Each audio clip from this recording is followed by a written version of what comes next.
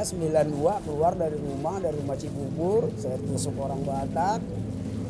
Saya dipalakin terus, masih kerja di PPD. Emang dia siapa?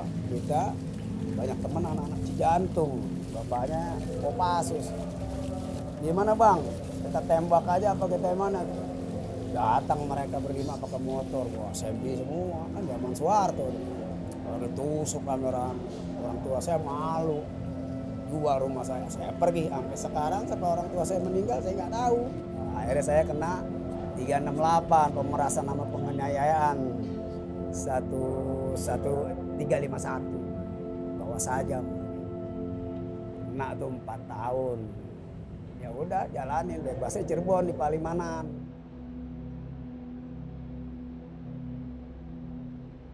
Saya tinggal di kolong jembatan ini.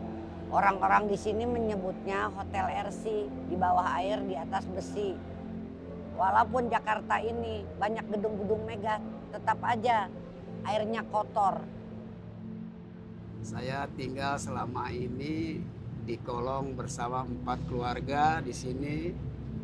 Saya paling lama mungkin orang lama di sini udah lebih dari 24 atau 25 tahun.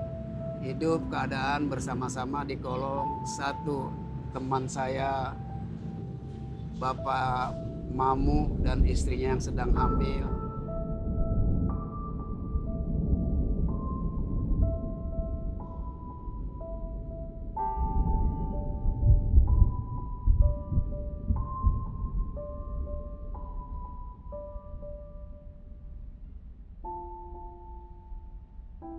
Saya bekerja sebagai penyerok di kali, sedangkan suami saya mengais rezeki di sampah. Beginilah kehidupan saya, kalau sehari tidak nyerok mungkin saya tidak akan makan. Ya namanya juga hidup di kolong jembatan. Kadang-kadang rame, kadang-kadang sepi, sampah yang orang buang. Dan inilah sampah-sampah saya, sampah-sampah di kali yang begitu banyaknya.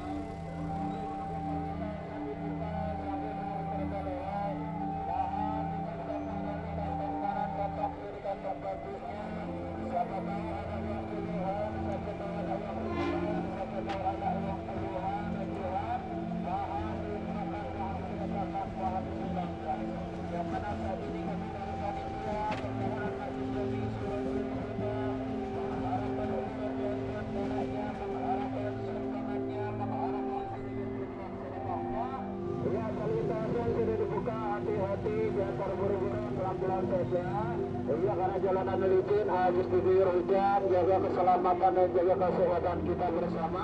Ingat ada orang tua, anak, keluarga dan istri menunggu kita di rumah. Sampah.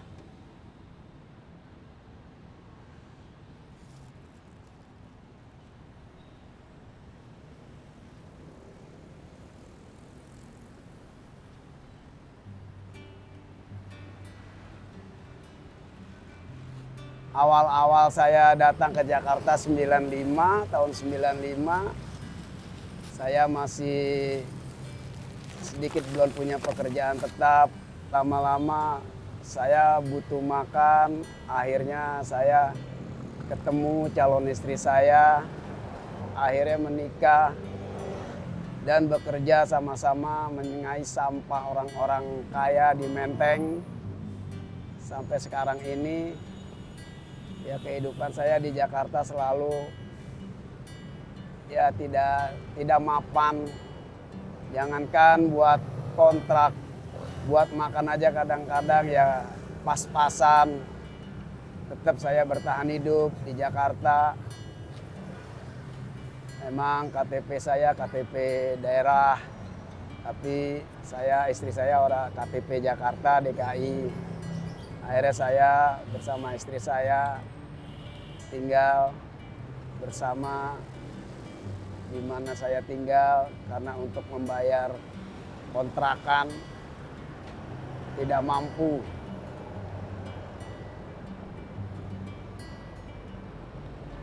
Ya, akhirnya saya di Jakarta ini sampai sekarang hidup sehari-hari bergelut dengan sampah-sampah orang kaya yang ada di kawasan Menteng. Sampai sekarang ini saya hidup di Jakarta selalu ditemani anak dan istri saya. Walaupun anak cuma satu-satunya sebagai pengamen di Jakarta, tidak pernah pendidikannya tinggi, cuma sampai SMP. Kemampuan saya sebagai orang tua menyekolahkan anak. Pertama saya datang dari Sukabumi ke Jakarta ikut orang tua saya. Tapi setelah orang tua saya tiada, langsung saya keluar dari rumah yang saya tinggali. Saya tinggal di kolong jembatan. Setelah saya di kolong jembatan, usia saya makin lama semakin tua. Langsung saya mencari pekerjaan. Ternyata tidak ada orang yang mau menerima saya sebagai pembantu. Akhirnya beginilah saya jadi pemulung hidup saya. Dari gedung ke gedung saya mulung-mulung, apa yang ada saya pulung.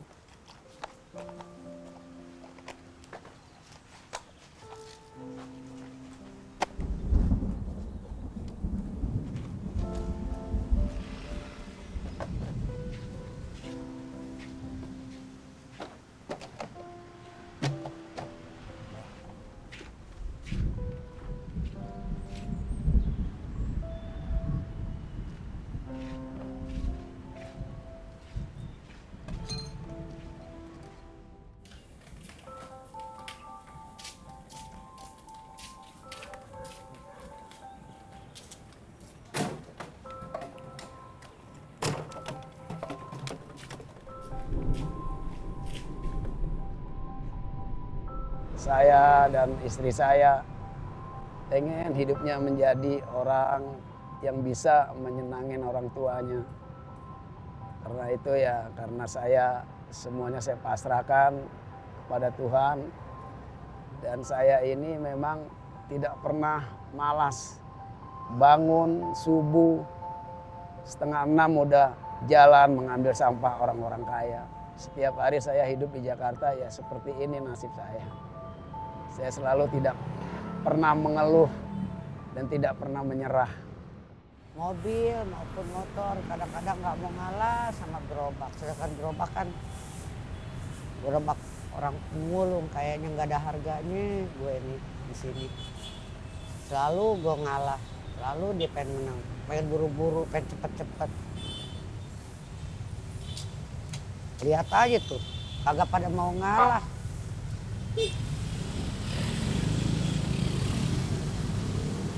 Oke, ya jalan lagi. Oh, nah, pakai lu motor. Maju.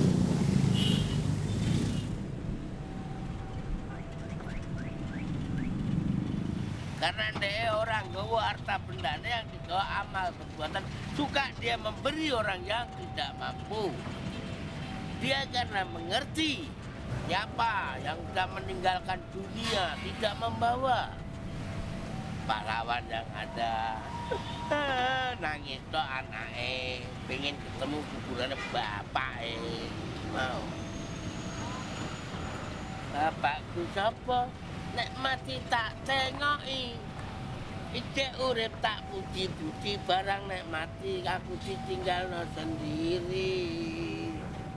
Elingno wong eling ning alam donya. Aja eling gondolan donya. Iku ngono titipane yang kuasa. Wong urip mulya, wong urip cukup ning alam donya.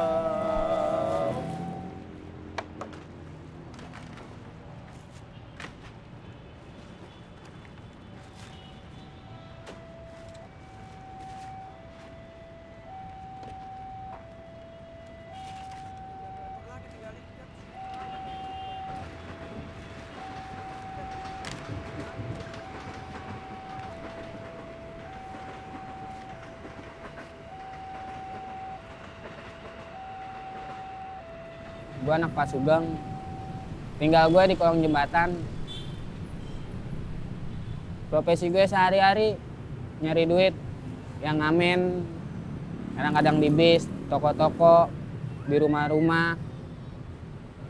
Cuman gue saat ini tinggal jarang balik ke rumah, ke kolong, ke rumah orang tua gue. Gue lebih penting hidup mandiri daripada gue terus ikut ngebuntutin orang tua gue. Ya beginilah kehidupan gue sehari-hari.